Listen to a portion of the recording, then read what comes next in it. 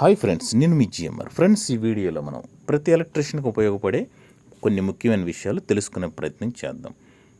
మనకి ముఖ్యంగా ఈ స్విచ్లకు సంబంధించి ఏంటంటే, మనకి ఎంత మంచి స్విచ్లైన కొన్నప్పటికీ కూడా తరచూ కంప్లైంట్ రావడానికి గల కారణమైంది. కొన్ని 3 విషయాలు ఉంటాయి ఇవి కంప్లైంట్ రావడానికి. స్విచ్లు కానీ, మనకి సాకెట్లు కానీ, మనకి సహజంగా స్విచ్లు కానీ సాకెట్లు కానీ ఇవి కంప్లైంట్ రావడానికి ప్రధాన కారణం ఏంటంటే, మొదటి విషయం ఏంటంటే క్వాలిటీ లేకపోవటం స్విచ్లు సాకెట్లలో. రెండోది ఏంటంటే, బిల్డింగ్ వర్క్ జరిగేటప్పుడు మనకి పెయింట్ వర్క్ జరుగుతూ ఉంటుంది, కింద మార్బుల్ వర్క్ జరుగుతూ ఉంటుంది, ఇంకా పెండింగ్ టాపీ వర్క్ జరుగుతూ ఉంటుంది. ఇలాంటి సందర్భాల్లో ఏంటంటే ఆ డస్ట్ అనేది స్విచ్ల్లోకి వెళ్ళిపోతూ ఉంటుంది, సాకెట్లలోకి స్విచ్ల్లోకి వెళ్ళిపోతూ ఉంటుంది. ఎలాంటి కవర్ ఏర్పాటు చేయకుండా కొన్ని సందర్భాల్లో వదిలేయడం జరుగుతుంది. అలాంటి సందర్భాల్లో ఏంటంటే ఆ డస్ట్ అంతా కూడా ఆ స్విచ్ల్లోకి చేరిపోయి మీకు మంచి స్విచ్లు అని మీరు తెచ్చుకున్నప్పటికీ కూడా, మంచి కంపెనీ అనుకున్నప్పటికీ కూడా అవి ఇబ్బంది పెడుతూ ఉంటాయి. అలాంటి సందర్భాల్లో ఏంటంటే మీరు ఒక కవర్ ప్రొటెక్షన్గా స్విచ్లకి బోర్డు మొత్తానికి ఏర్పాటు చేయాలి వర్క్ అయిన దాకా. ఎలా చేయాలనేది మన గత వీడియోలో ఉన్నాయి, అనేక వీడియోలు. అవి చూస్తే కనుక మీకు అర్థమైపోతుంది. అయితే ఇలాంటి సందర్భాల్లో ఏంటంటే మీరు మంచి స్విచ్లు సాకెట్లను తెచ్చుకొని అవి కంప్లైంట్ వస్తే ఈ విషయాలను మీరు గమనించుకోండి.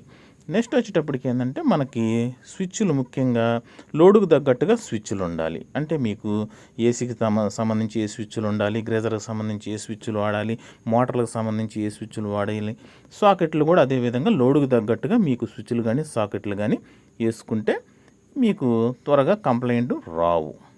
అయితే మీకు ఇక్కడ మీరు చూస్తున్న కంపెనీ వచ్చేటప్పటికి కూడా ఒక మంచి కంపెనీ అనేది చెప్పుకోవచ్చు. ఏం కంగారు పడాల్సిన పని ఏం లేదు. మనం ఏది కూడా ప్రమోషన్ కాదు, కేవలం అవగాహన కోసం మాత్రమే. అయితే ఫ్రెండ్స్, మనం గమనించుకోవాల్సిన విషయం ఏంటంటే, ఇక నెక్స్ట్ సప్లై మీద సహజంగా వర్క్ చేయాల్సిన సందర్భం వస్తుంది. వచ్చిన సందర్భాల్లో మనం ఏంటంటే ఈ స్విచ్ బోర్డులకు సంబంధించి లూపింగ్ ఇస్తూ ఉంటాం. ఆ లూపింగ్ అనేది కొంతమంది ఒకటే తీగ వేస్తూ ఉంటారు, కొంతమంది ముక్కలుగా వేస్తూ ఉంటారు.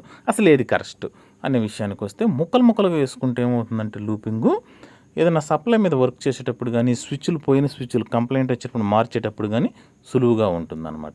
ఒకటే తీగేస్తే కొంచెం ఇబ్బందికరంగా ఉంటుంది. కనుక మనకి ముక్కలుగా వేసుకోవటమే బెస్ట్. కాకపోతే ఏంటంటే కొన్ని సందర్భాల్లో వర్క్ స్పీడప్ అవ్వటానికి ముక్కలుగా వేయాలంటే లేటు ప్రాసెస్. కనుక మీ పరిస్థితి సమయాన్ని బట్టి ఎలా వేసుకుని ఇబ్బంది ఏమి ఉండదు. కానీ కాకపోతే ఏంటంటే ఏదైనా స్విచ్లు కానీ, ఏదైనా సాకెట్లు కానీ, ఏదైనా కంప్లైంట్ వచ్చినప్పుడు గబాలను మార్చుకోవాలనుకుంటే ముక్కలుగా లూపింగ్ ఇచ్చుకుంటే స్విచ్ బోర్డులకి అవి కన్వీనియంట్గా ఉంటుంది. అంటే దీన్ని బట్టి మనం అర్థం చేసుకోవాల్సింది ఏంటంటే, ఒకటే తీగేసే కన్నా ముక్కలు వేయటమే కరెక్ట్. ఇక నెక్స్ట్ వచ్చేటప్పటికి లూపింగ్ స్విచ్లకి కింద ఇవ్వాలా, పైన ఇవ్వాలా? దీనికి సరైన సమాధానం ఏంటంటే, కింద ఇచ్చినా పైన ఇచ్చినా అవి వర్క్ చేసే విధానంలో ఎటువంటి మార్పు ఉండదు.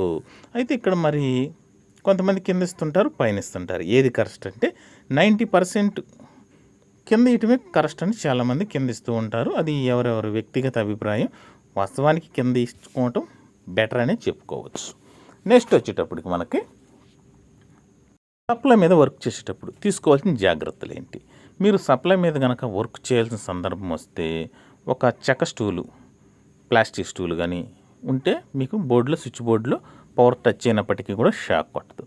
కానీ మీరు పవర్ టచ్ అయ్యి అదే సందర్భాల్లో ఆ స్విచ్ బోర్డులో ఉన్నటువంటి న్యూట్రల్ వైర్ కూడా మీకు టచ్ అయితే, అప్పుడు మీరు స్టూల్ మీద ఉన్న, చెక్క స్టూల్ మీద ఉన్న, ప్లాస్టిక్ స్టూల్ మీద ఉన్న మీకు షాక్ కొట్టే అవకాశం ఉంటుంది. కనుక మీరు వర్క్ చేసేటప్పుడు ఫేస్తో వర్క్ చేస్తుంటే ఫేసే టచ్ అయినా ఇబ్బంది ఉండదు, న్యూట్రల్ టచ్ అయినా ఎటువంటి ఇబ్బంది ఉండదు. అయితే మనం ఇక్కడ గమనించుకోవాల్సిన విషయం ఏంటంటే, మీరు వేసుకునే చెక్క స్టూల్ పొడిగా ఉండాలి, బట్టలు పొడిగా ఉండాలి, చెప్పులు పొడిగా ఉండాలి. చెప్పుల మీద ఉన్నా కానీ మీకు షాక్ ఏం కొట్టదు. అయితే ఏంటంటే అవన్నీ పొడిగా ఉండాలి. వానకు కానీ మీరు తడిసి వర్క్ చేస్తాం మేము పొడి స్టూల్ వేసుకున్నట్టు అది కరెక్ట్ కాదు కదా. అలా వర్క్ చేసేటప్పుడు కూడా గోడ టచ్ అవ్వకూడదు. మీకు గోడ టచ్ అవ్వకుండా చక్కగా మీరు చెప్పుల మీద కానీ, చెక్క స్టూల్ మీద కానీ, ప్లాస్టిక్ స్టూల్ మీద కానీ ఉండి వర్క్ చేసుకుంటే అది ఆ స్విచ్ బోర్డులో ఉన్నటువంటి న్యూట్రల్ వైర్ మళ్ళీ ఫేస్ న్యూట్రల్ రెండు ఒకేసారి టచ్ అవ్వకూడదు. సింగిల్గా టచ్ అయినా మీకు ఎటువంటి షాకు కొట్టదు. దీన్ని బట్టి మనం అర్థం చేసుకోవాల్సింది ఏంటంటే, సప్లై మీద వర్క్ చేయటం అన్ని విధాలా కరెక్ట్ కాదు. చేయాల్సిన సందర్భం వస్తే హౌసుల్లో, బిల్డింగ్ల సంగతి చెప్తున్నా, మీరు ఎక్కడైనా సప్లై మీద వర్క్ చేయాల్సిన సందర్భం వస్తే మీకు పొడిగా ఉండాలి. బట్టలు కానీ, చెప్పులు కానీ, మీరు ఎక్కిన స్టూలు కానీ పొడిగా ఉండాలి. ఆ స్విచ్ బోర్డులో ఉన్న ఫేస్ కానీ, న్యూట్రల్ కానీ మీకు టచ్ అవ్వకుండా ఉండాలి. ఫేసు మళ్ళీ ఎర్త్ వైర్ కూడా టచ్ అవ్వకూడదు ఒకేసారి మన బాడీకి. అలాంటి జాగ్రత్తలు తీసుకుంటే మీకు ఎటువంటి ఇబ్బంది ఉండదు. సప్లై మీద వర్క్ చేసుకున్నప్పటికీ కూడా సింగిల్గా ఫేస్ టచ్ అయినా మీకు ఎటువంటి ప్రమాదం ఉండదు. ఇక నెక్స్ట్ వచ్చేటప్పటికి ఒక ముఖ్యమైన విషయం ఏంటంటే, మీరు వర్క్ చేసేటప్పుడు మీకు గనక ఫేస్ వైరు మనకి జనరల్గా ఏం చేస్తారంటే ఎర్త్ వైరు కొన్ని సందర్భాల్లో ఏంటంటే ఎర్త్ వైరు ఫేస్ వైర్లో మనకి బాగా టచ్ అయిపోతే మనకు ఎంసీపీలు ట్రిప్ అవుతాయని చాలామందికి తెలుసు.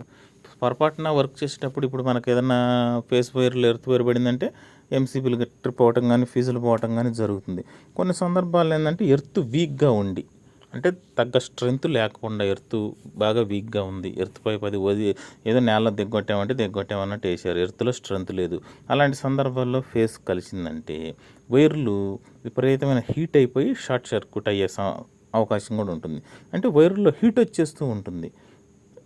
కారణం ఏంటంటే మనకి ఎప్పుడైనా సరే మీకు సపోజ్ చెప్పాలంటే మీరు స్విచ్ బోర్డులు ఇప్పుడు మనకి కన్సీల్ ఐరన్ బోర్డులు ఉంటాయి కదా, ఐరన్ బోర్డుల్లో మీరు స్విచ్ బోర్డులు వేసే సందర్భాల్లో ఆ స్క్రూ వెళ్ళి స్విచ్ బోర్డుకి ఫేస్ వైర్కి స్విచ్ బోర్డుకి గుచ్చుకుందనుకో కొన్ని సందర్భాల్లో ఫీజు బాగపోయినా విపరీతమైన హీట్ వచ్చేస్తూ ఉంటాయి వైర్లు.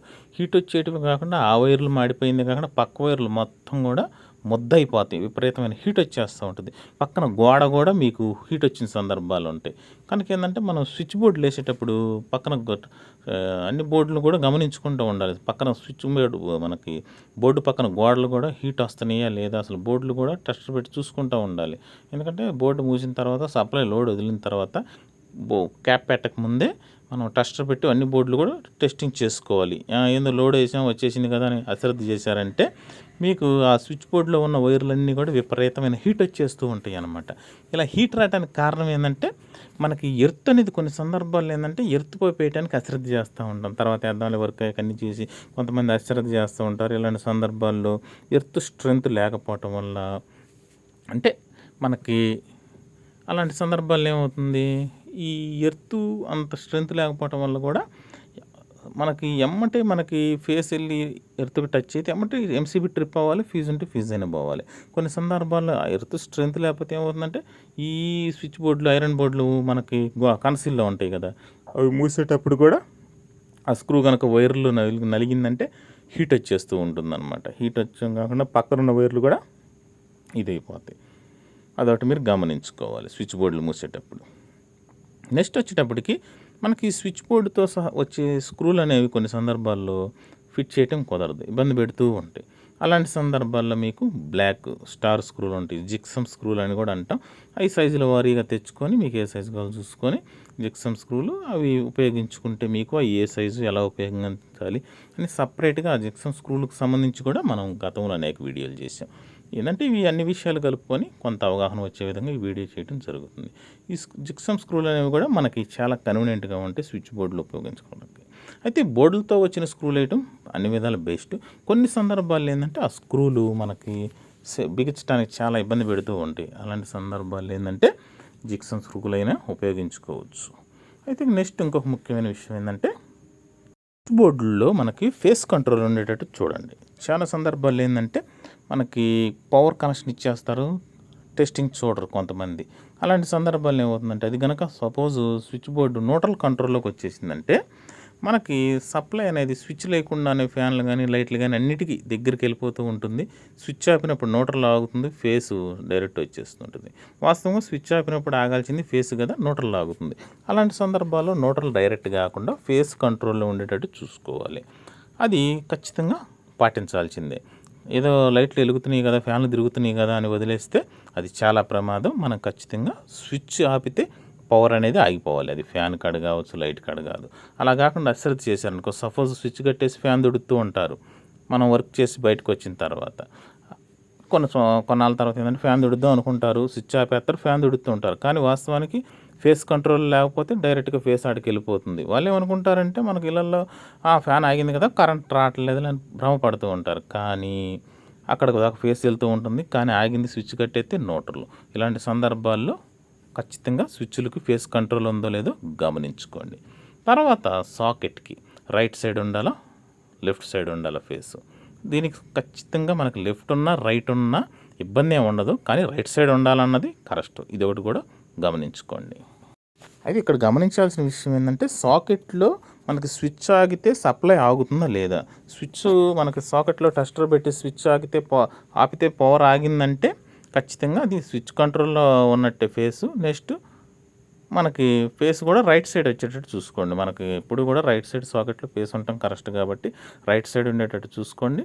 నెక్స్ట్ వచ్చేటప్పటికి మనకి ఈ ఫేస్ కంట్రోల్లో ఉందో న్యూట్రల్ కంట్రోల్లో ఉందో తెలియాలంటే మీరు సాకెట్కి ఎప్పుడు కూడా టెస్టర్ పెట్టి చూసుకుంటే సాకెట్లో స్విచ్ ఆపారనుకోండి, పవర్ ఆగిందంటే అది ఖచ్చితంగా ఆ స్విచ్ బోర్డు ఫేస్ కంట్రోల్లో ఉందని భావించాలి.